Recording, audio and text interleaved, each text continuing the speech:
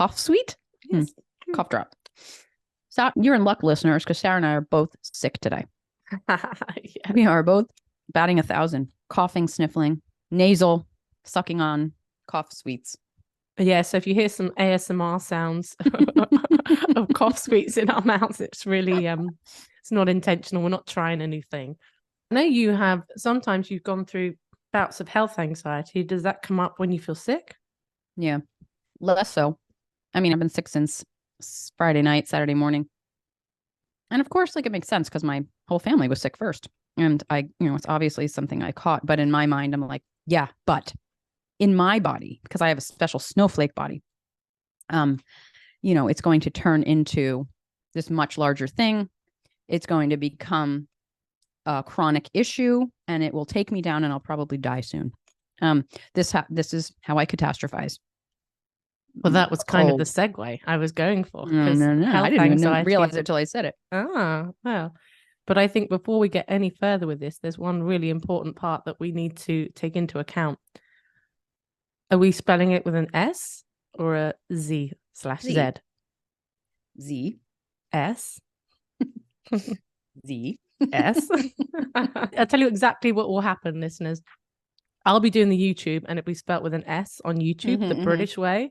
And Steph will be putting the podcast episode up on the podcast platforms and you will probably see it with a Z there, the American way.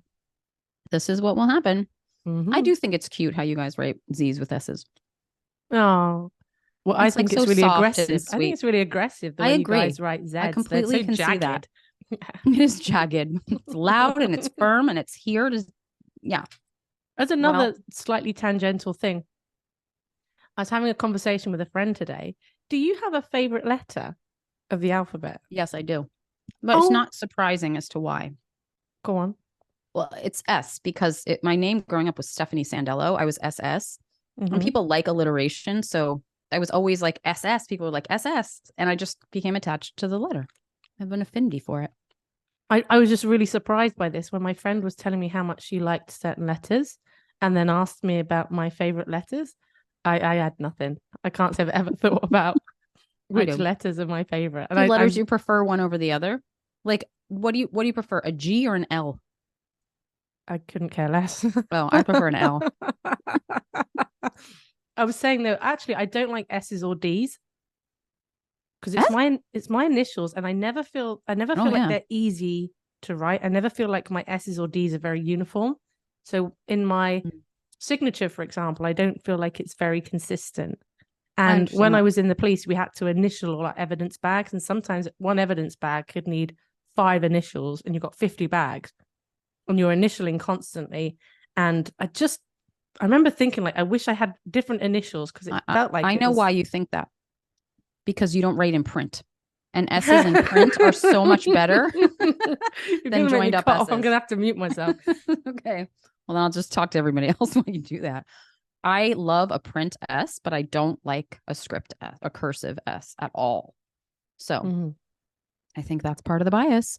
Also, I'm going to throw this in there and then we need to talk about the episode. But also, do you confuse R's and 4's? No. Why would I? Like when I have to, when somebody's like, here's the password and it's a bunch of numbers and letters, I have to slow down whenever there's a 4 and an R or like one or the other, because I'm like, I'm liable to switch them up. It's very strange. That's interesting. I think there'll be somebody out there who's like, me too. I just want to meet you. I want to know you exist. Yeah. And dear listeners, if you have favorite letters of the alphabet, let us know. Can't believe this is a thing. Why have I never had a conversation about this? We had such a segue into catastrophization, and now look where we are. Catastrophization. Wait a second. I can't say the word. Catastrophization. Yeah. Yes. Catastrophization. Catastrophization. Okay. Well, let's look it up. Well, I've got it up. The top hit is: catastrophizing involves believing that you're in a worse situation than you really are, or exaggerating your difficulties. It can be a symptom of anxiety or depression. Interesting about that last bit. So another one I've got is to imagine the worst possible outcome of an action or event, to think about a situation or event as being a catastrophe. Well, that doesn't help. Yeah. Not even they define it, but with the other version of the word. Well, I have to look up the word catastrophe. Well, yeah. But it's also saying that it's fixating on that worst possible outcome and treating it as likely, even when it's not. Yeah. I might even go more than that, because for me, in that catastrophizing state, it's absolutely true. I don't even think it's likely. I'm usually believing my catastrophic thoughts when I've been on this catastrophic thinking path. Yeah, this is interesting, actually, because we can talk about it because we're not in the center of doing it. And it's very easy to look at it from the outside and say what it is. And I think it's actually a helpful tool, because I will try to do that and become mindful of how my brain is doing that when I'm inside of it. But when you are inside of it, it isn't that. Like, it's just simply the reality that no one understands. You know, I have felt very resentful of people who aren't on board with my catastrophizing, because to me, it feels very, very real. Listen, we've just had to edit out a bit where both Steph and I are trying to talk and then having to stop, and then the other one trying to talk and then having to stop because we're coughing so much. To be fair, like, people are going to be like, why did you just not record today? And I think I can answer that. Yeah, no, there's a reason. We're not just trying to be heroes. Yeah. No, so the next 2 weeks, Steph and I can't record. So if we don't record while we're sick, that means missing a week. And the whole time since we've started, we have not missed a week. That would be catastrophic. And I mean that as the reality. Yeah, you've always been the one. I'm like, well, it's okay if we have to like replay one. You're like, no, never. Oh, no. When podcasts do that and they just like from the vaults or from the archives, I'm like, I can go and look in the vault myself. Thank you very much. Yeah, but people don't. I know, but it's still. I actually like when they do it. It makes me feel like I'm catching up. No, I mean, do it as an extra episode if you must, but not as a standalone. That's just poor form. Mm. But all anyway, right, well, back to catastrophization around food. So this episode idea came off the back of a question that was asking specifically about catastrophizing after a binge. And I think what happens after you binged is that feeling that the worst thing has just happened. It is awful that you've just binged. You're full of guilt. You're full of shame, feeling horrible about yourself, telling yourself all these things about who you are. Now, what I try to get people to see, because I don't tell people what to see, I gently guide them into realizing it for themselves. That's what therapists do. I bring to people's attention that what's normally happening in that moment of catastrophization is that you are not just focused on the fact you've just binged. You are, in that moment, experiencing the accumulative effect of every binge you've ever had. And often, every binge you imagine you're going to have in the future. So it's not this one-off event. It's this, oh my goodness, I've done it again. What's wrong with me? I'm never going to be able to change. I've blown it. I've failed. That means XYZ is now going to happen. And it's this bigger conflation of one eating event. I'm going to be devil's advocate here. Please do. Yeah, I get that. But when you are someone who binges chronically, it's like, yeah, one time plus one time plus one time plus one. It's like, no, I think I have a right to be catastrophizing this, because this is the pattern. It isn't just this one time. If I was a betting woman, I would say I would do it again. You know what I mean? Like, I think there's, with binging in particular, I don't know, maybe it's other things as well, but it's like, for example, when I'm talking about my health anxiety and catastrophizing having a cold, I have zero evidence.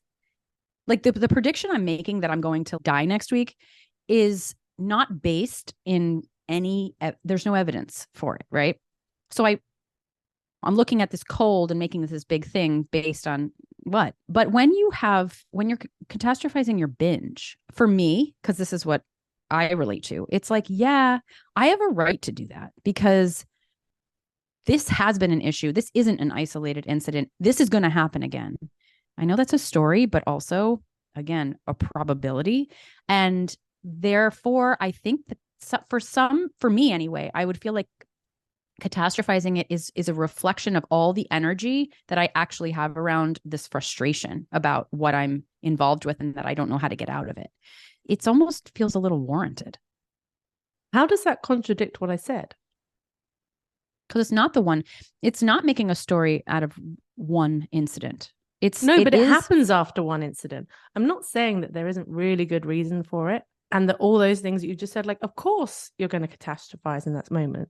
Of course, yes, there's evidence, there's reasons why those thoughts are going to happen, but that's the thinking loop that you get stuck in that makes recovery even harder. But yeah, you've got the right to feel like that. So I'm glad you said what you said, because it may have sounded that way to other people, that I was saying like, oh, it's not a big deal. You're making it into this bigger deal. Oh, yeah. That's not what I mean. But I mean, it's the one event that ignites the whole thing. And the whole thing is very real, if you see what I mean. Yes, but it's that. And then when people get to that point in recovery, they'll say, well, I'm not having as many binges. And I'm noticing that when I do, I'm just not beating myself up about it as much. So it's not like the story has completely vanished. There's still a sense of, I may binge again in the future. In fact, it's very probable that I will. And I have binged a lot in the past, and that has been very difficult. But it is possible to get to a point where you start to reduce that reaction of everything being ignited in the one eating of it. Do you think that that's possible if you're not feeling like you're making any progress? Like, I catastrophized less once I felt like I was getting somewhere. Yeah, of course. Yeah. Because I don't know. I think about this and I'm like, if I just suddenly woke up tomorrow and was binging again every day, I think I would also go back to catastrophizing again. Like, I probably wouldn't. I would have different tools and techniques, but there would be an instinct too, I guess is my point. Like, I can understand that I would feel, I think it's like this version of hopelessness. It's another way of translating hopelessness. But also, if you went back to binging, it would depend on the reasons. I know. If binging came back and you could find zero reason for it, like it literally didn't make any sense at all. I know. Catastrophic thinking would come in. So that's what's happening to people now. Like, they can't make sense of it. Right. You must get this all the time. People will come to you and they'll say, yes, this is just like, I hear all the stuff you say, it resonates, but like for me, there's something else going on. Yes. It can't be the things that you talk about. There's more, because I know. And that's how I felt too. Yes, of course. Yeah. But I guess if you were back in that place where I couldn't be. It felt like there was no reason for it. Yeah.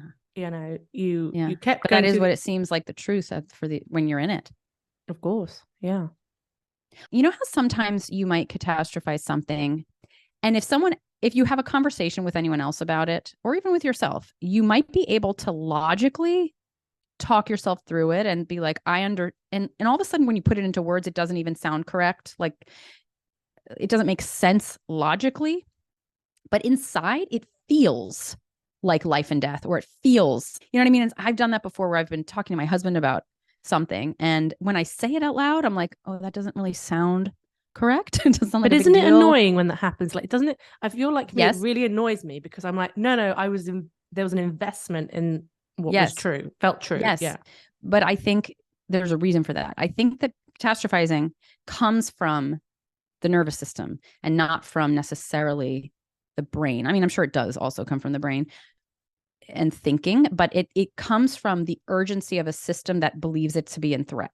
So even if it's not necessarily logical, it's what you're feeling and experiencing, I think oftentimes is a feeling. It's a sense of something that may be older. Again, like, for example, the one binge. I did have conversations with my mom and with my husband, and they would say things like, you just had, that wasn't even a binge. That was, I don't know, like you had a couple extra, whatever. And I was like, yeah, like I know, but it's like igniting all this other stuff that lives inside of me. And that's what's speaking up. And that's what's telling this story, not necessarily this moment. Or this scenario, or it's not always logical. I think it's bringing up what's stored, and what is stored is often very black and white, because it's based on like survival instincts. So it's like we're gonna live, or we're gonna die.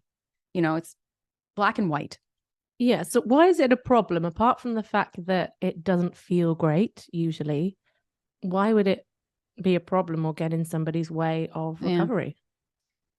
Well, one thing that I think about is like the meta binging and meta eating, which is you eat or binge because you're eating or binging. So to catastrophize the fact that you've eaten or started overeating. And I believe that this question actually came off the heels of an overeating episode of somebody who experienced an afternoon where they had started to overeat, recognized that they were catastrophizing that and that they were going to continue to eat and then potentially turn it into a binge, but caught it.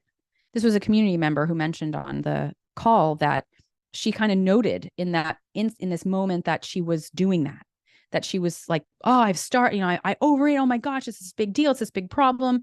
It was starting to set off this train of thought around keep going, but sort of caught it and realized, wait, what is actually happening right now? I just overate a little bit, and it sent her on a different trajectory. So I think that this idea of when we catastrophize something, it's basically another way of what the hell, I might as well. I mean, it's got different nuances, but it's something that's setting off something bigger just in and of itself, and continuing a behavior that that you're upset about in the first place. For me, it was accompanied by so much fear and often despair. So a big part of the catastrophization would just make me drop into despair. And it was really hard to even find ways to take care of myself. But when it went into a much more active fear place, that meant I would then be making decisions about what to do next from a place of fear. So that would normally be like, right, okay, I need to get on this. Let me go and watch some YouTube accounts of fasting. Let me plan all my meals for tomorrow, whatever it might be. And when I say plan my meals, I meant plan them in a pretty like rigid, restrictive way. And that, I think, were the two ways that it got in the way for me. I either plunged into despair, hopelessness, felt like I couldn't do anything, or I ended up trying to, I guess, that kind of overcorrect from a place of fear and anxiety, which was just never gonna, it's not reliable motivation for anything. And it really impedes your decision-making process as well. It's a dysregulated place to come from, right? It is related to black and white thinking and extremes and all this all or nothing. And that is by definition, not gray area. And I think dysregulation can breed more and more dysregulation, right? Once you're inside of it, it's very easy to stay there and spin there, and it just keeps going farther and farther out. It's interesting because that definition we read earlier, related it to anxiety and depression. It said it's often connected. And I can identify on the anxiety level with that. Yes, it will spin me in. I will become a little, what's that guy that spins and I guess I'll just erase that. No, leave it in.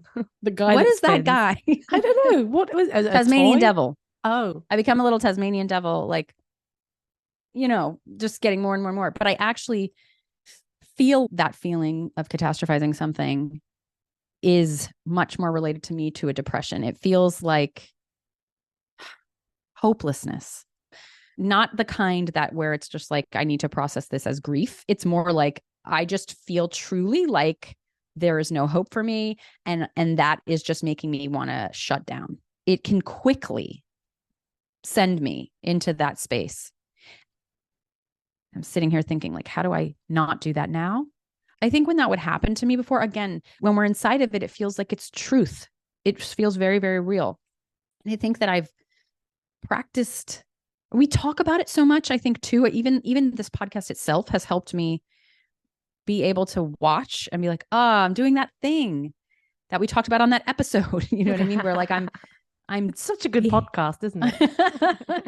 Well, it's true that when you do immerse yourself in these concepts, you start to notice them and you can become aware and like, I love labeling black and white thinking, which is a little different, but I'll label that and be like, I'm doing that. Oh, and then I've got this whole frame of reference for what that is. And then all of a sudden I'm outside of that truth, just in the awareness brings you a little bit outside of it instead of being stuck in the storm center. And that to me is all I need. It's like that little bit of awareness is all I need to say, I'm feeling something. That's what's happening. I'm feeling something. This isn't a thing that's actually truly happening. And if it is, I need to wait until I'm more regulated to make a decision about that. So this is part of that, what I talk about with flooding and things. All of that's part of it, is saying like that it might be true. And if it is, I want to be able to handle that from a regulated place. So I'm going to wait till I'm not dysregulated anymore. And then I'm going to think about it, which is fair. If I decide when I'm regulated that I really am hopeless or something's got to change, or I better prepare my will, then I will do those things but I'll at least my whole brain will have decided that.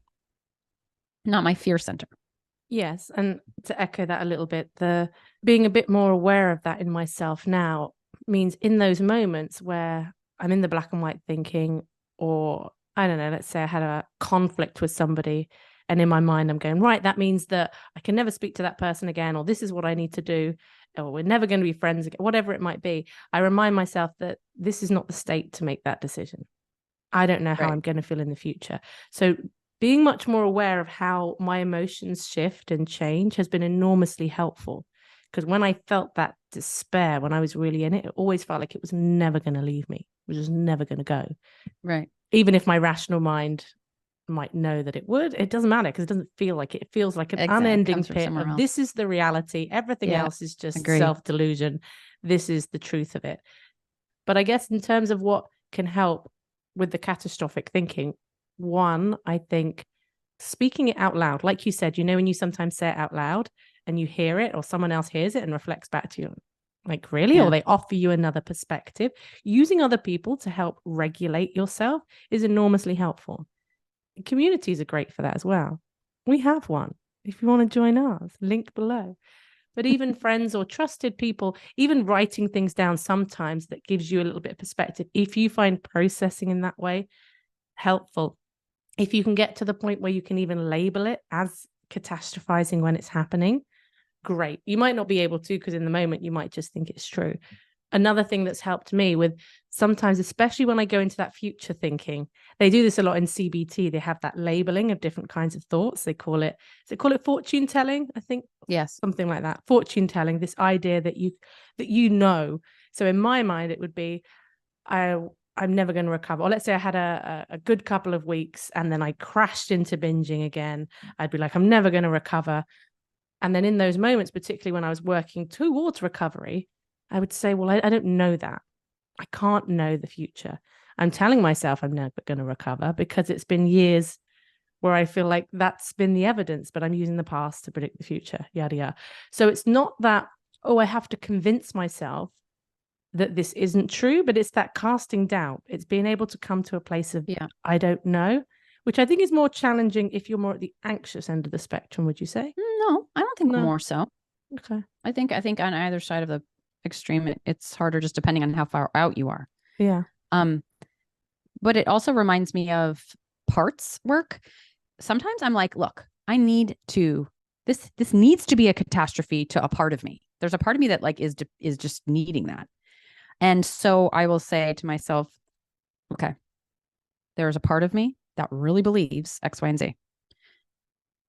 And there's a part of me that can understand that logically that doesn't necessarily make sense. And that to me that'll like calm me down a little bit, just because I'm like, fine, thank you. You're not making me feel like I need to be talked out of it, because it feels very real to me. Don't take away my reality. I'm much more likely to cast doubt on something when I believe that I can protect my original feeling. Then I'm like, great, I'll keep mine. What is your thought? I'll be more open to that if I don't feel like I'm being threatened. Sometimes I think I need the doubt in order to move into the feeling. Over the last few weeks where I've been ill and it's just been up, I've been up, and then I've been down, I've been up and I've been down. I keep thinking that it's going and then I come kind of crashing back into it. So this has been going on for a couple of weeks for me.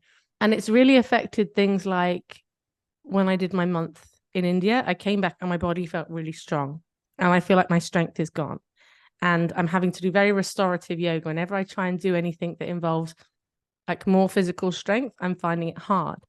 And I was kind of carrying this agitation of that without really acknowledging what it was. And then Yoga with Adrienne, her YouTube video that she released this week was recovery from when you're sick. And I was like, oh my goodness, this is sent for me. And I got on the mat and I did that and I just cried. I cried through it. And it was so nice because I just went right into it. And I was like, of course you're feeling disappointed. Like, of course you're concerned that you'll come out of this and you'll have lost all that strength. You felt like you were stronger coming back, and that felt really nice for your body to feel stronger. And maybe it won't feel as strong, or maybe the strength will come back, and who knows? And all of that. And I guess just sitting in the doubt, but with the doubt of that, because all of that was going on outside of my awareness. That's how I've been feeling, without a doubt, for the last week and a half. But I haven't really brought it forward and felt it. I haven't turned towards that feeling But there was something that once I recognized it was there, and I'm like, oh, I can go into this feeling because the story behind the feeling isn't even necessarily true. There is some catastrophization going on about not being able to physically do what I want to be able to do, and some just general here and now disappointment of that as well, which isn't catastrophization. Right. It was just a few different levels, but it was almost like when I had the doubt there first, then it was easier to feel. It's like, I'm going to feel this because I know that this is just a feeling. Whatever the story is behind the feeling is not likely to stay the same. It doesn't mean that it's true. And that helps me feel the feeling more, as opposed to I'm feeling the feeling loads and then I bring the doubt in to calm the feeling down. Sometimes I do it that way around, but often it feels like, does that make sense? Yes, it does. Okay. I'm just stuck on thinking about how it's nice that you can cry. I just think it's such a nice thing to be able to do. Do you not cry much? No. Oh. I really don't. No, I don't. I'll get a little bit lately.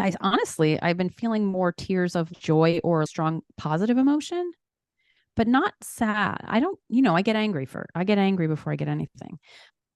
So I don't really feel like crying, but it makes me feel like I wonder what I would do in that situation, like on the yoga mat. Like, how would I be able to process it? I know what I would do, but like, I just think it would be nicer if I could cry. I just think it would feel nice. And also it would help me be like, yes, I'm sad or whatever. Yeah. Yeah. I wanted to also mention that sometimes, when we catastrophize something, that can often come off the heels of feeling like we don't make sense or that we're not normal. I'm going to give an example of this. I have a client who we've been working together not a long amount of time.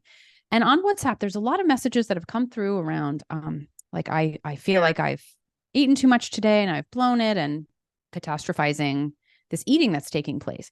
So I asked her recently, I said, can you tell me more about the details of it? Like, what did you eat that made you feel this way? And she went on, and as it turned out, the amount that she's eaten, she has been perceiving as too much. I'm overeating. But when she described what she had eaten and the amount that she had overeaten, I was like, that sounds pretty darn normal. Like, there's sometimes this feeling, I think, inside of like what our expectations are of what is the right thing, or what is the, what we should be doing. And we're going to catastrophize something based on this idea that we're not doing the thing we should, or we've done something wrong, when in fact, another set of eyes on that might be able to suggest that, no, that sounds about right. Like, I think maybe you're just not eating enough. And to normalize what we're catastrophizing sometimes, and how other people feel and what other people might be needing. And the fact that what you're dealing with is not necessarily a catastrophe, but a normal product of whatever, of your hunger or of human emotion, or whatever it might be, can be really helpful to just like broaden this perspective around, like, is this a problem? Actually, maybe it isn't. Again, the casting doubt of like, maybe this is just a sign of X, of this other thing, instead of it being a me problem. What about something like evidence testing? I'm going to give you 3 scenarios where this might come up. So in the NHS here in the UK, the binge eating program, based on Chris Fairburn's book, and almost always involves, you have to weigh yourself every week for people who struggle with binge eating. And the idea is there can often be a lot of catastrophization that if I eat regular meals and regular snacks, I'm going to gain so much weight. And the idea behind the weighing is to kind of show, look, you can eat more and it's not going to have this catastrophic effect on your weight. And it's obviously demonizing weight gain, and there's problems within that. So likewise, it could be that somebody, let's say, has some body dysmorphia going on, and they feel like overnight their body feels 15 pounds heavier than the day before. And it looks it. It's a really dysmorphic experience. And they step on the scales for that reality testing of, okay, my weight is the same as it was yesterday. Yeah. And using that as evidence to calm down.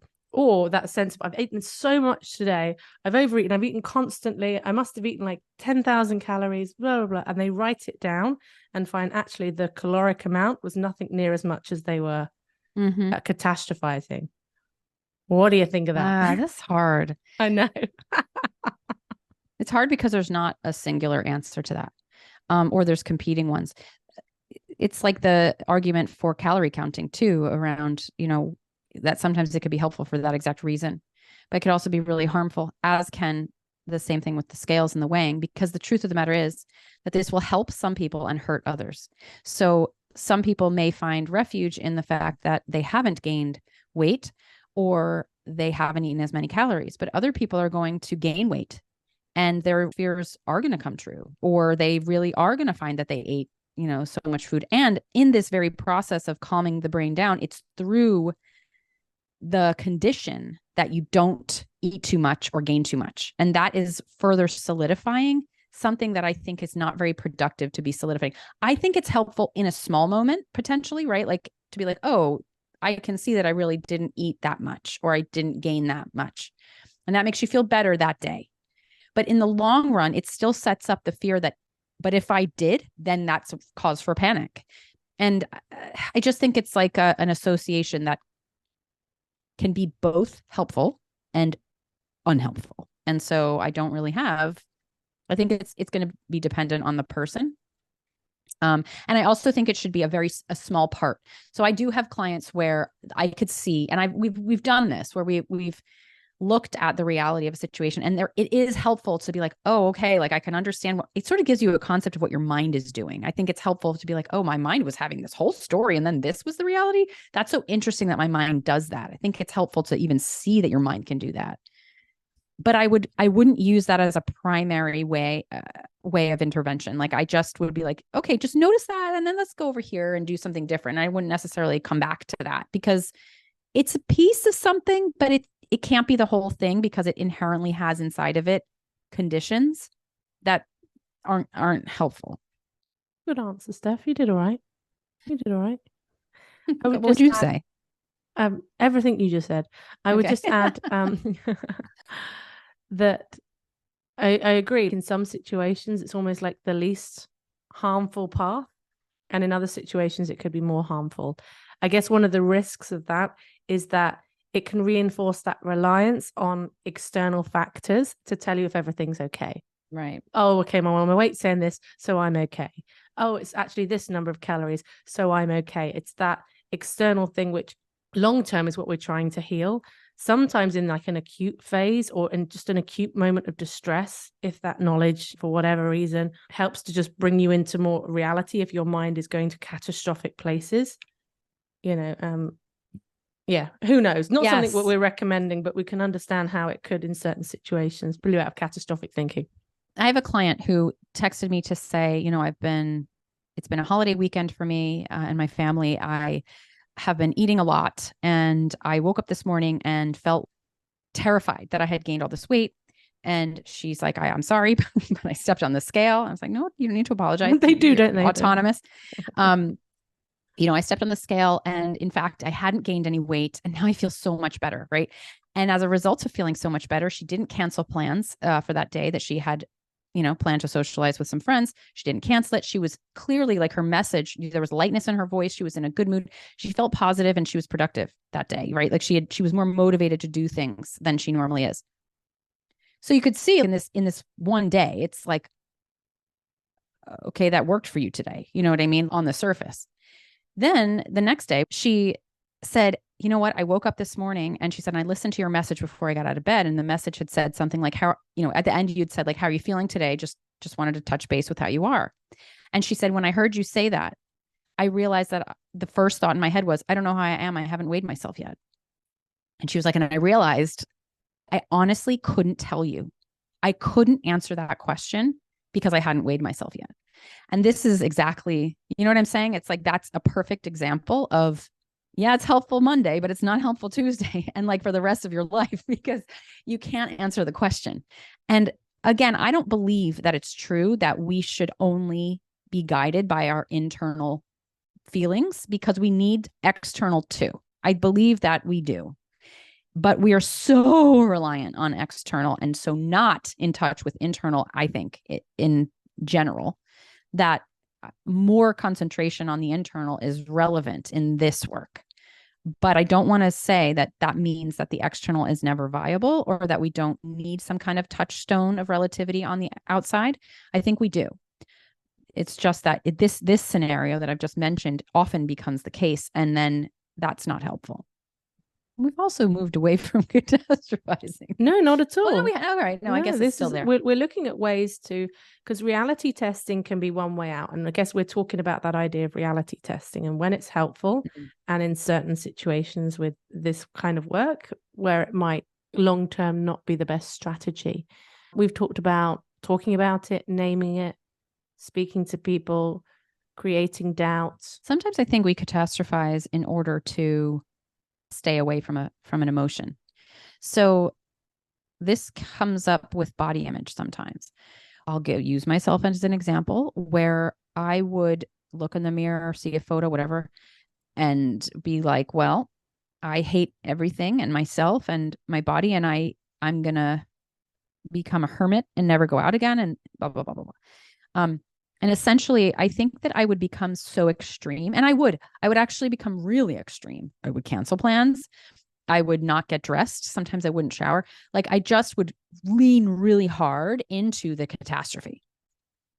And I think that I did that in order to avoid the feeling of sadness, disappointment, anger, grief, right? Like grief not being a feeling, but a process of feelings. But I couldn't bear the fact that that would actually be the thing that was coming up. I couldn't confront that. So instead, I would make it so big and extreme that I could just hide in that. It almost becomes this thing. You just like go and you sit in the corner, and that keeps you from having to deal with the feelings. I think it's easier sometimes to catastrophize. I don't know. Maybe I'm just more familiar with it. It's something that I know how to do. But to me, it's easier to do that than it is to feel the grief of something. But I think feeling the grief of something has been way more productive and efficient to move through it than catastrophizing, which for me has always led to more problems and deeper holes. Well, it can be a release of energy, can't it? Catastrophization. And I could definitely catastrophize the feeling of grief and kind of compound that and experience that as well. You do both. Yeah. I sometimes use the word, I haven't used it for a while, but I used to use it kind of for myself and even with my clients. The idea of going and having a really good wallow, just giving yourself a bit of time, this sort of contained period of time. You're like, I'm just going to go and just go into this whole, everything's terrible, everything's awful kind of place, and just allow that to come out. And then when that comes out, then I can come out of that. Yes, and that's different, I think. Yeah, as I'm saying it, I'm not even sure that is really I get what you're saying. So much. It's like contained catastrophe. It's like it's with a blanket of self-awareness around it. Yeah. You know what I mean? And that's what feeling grief is, potentially. I relate to that. But that's different than what it would have been before, where it was like an abyss that I got lost in. And it wasn't about permission to do that. It was about just that's what it is. Yeah. Yeah. I'm watching Gilmore Girls. Have you ever watched that show? Yeah. Yeah. Years ago. See, I never watched it. And now I'm watching it. And Rory breaks up with her first boyfriend, and her mom's like, you need to wallow. You need to wallow. And she's resisting the wallowing, and she's just like pretending like everything's fine. And then by the end of the episode, she's like, it's time for me to wallow. Order a pizza. Got lots to talk about their relationship with food, by the way, and their fat phobia in that show. Yeah, I think all of that would have gone over my head because I don't remember any of it because I just didn't clock that stuff at the time. It was so like just natural. I'm watching it with my daughter, and she's like, Mom, can you please stop interrupting the show to tell me that that's not appropriate or like not correct? I'm like, Julie, that's blatant. Because there's some things that are so blatant that I'm like, I don't want her to become this is a 2000s show. That was a notoriously terrible time for these messages. And I'm like, I don't want her to absorb it just because we're enjoying like the nostalgia of watching the show. And she's like, can you just stop? You're killing the show. I'm like, I know. I was like, fine, I'll just make a little sound every time there's something. I just want you to like question. What's the sound, Steph? Beep, beep. She doesn't even want me to do that. She's like, she just rolls her eyes at me. Well, that's your job as her mom to make her roll her eyes at you. Anyway, wheel. Oh yeah, wheel. Yeah, yes, we made it through. We did it, Steph. We soldiered on. We still have 3 suckers. That's not a nice way to talk to our listeners. What? Nothing. Anyway, thanks for listening. What was the last thing you catastrophized just before we go? I can catastrophize life admin. And because I'm in the middle of a move, whenever I think about all those things that I've got to do. So I was trying to sort broadband out. And of course, when I've gone to book my broadband, they can't install my broadband until a week and a half after I've been in my new apartment. And my brother and sister-in-law are coming that day, and I'm going to have to stay in all day for the internet installation. And I was like, of course, this is what always happens. I should have done it earlier. And I had a little moment of just like, it's like a tantrum. I suppose a tantrum is like a catastrophization. I had a little mini tantrum that I didn't sort out my broadband, and I procrastinated over it. Now I'm paying the price, and I'm also mad at Virgin because they should install immediately. I think the tantrum is actually the feeling. I think it's appropriate. I do that all the time. Yeah. So that's why it might show up in like a mini tantrum. And it's normally, I think, overwhelm. Yes, that's where my catastrophization probably shows up now, in little moments of overwhelm. Yeah. Little ones. So cute. You have little ones. Yeah, little ones. Just a little one. And then I was like, I'll figure it out. I'll go to my friends and I'll do my client. Yeah, your rational mind comes back online. Yeah. It's like, I'll figure it out. It's fine. Yeah. Maybe it'd be helpful to talk about, like, I think catastrophization can be okay to do as long as it's in this contained self-aware space, like as a part of the process of feeling. I think that's actually the place I've landed at. Yeah. Well, it's always okay. It's not judgment here. Yeah. But like helpful. Helpful. Yeah. Yeah. Okay. All right. Thanks for coming. Yeah. Bye.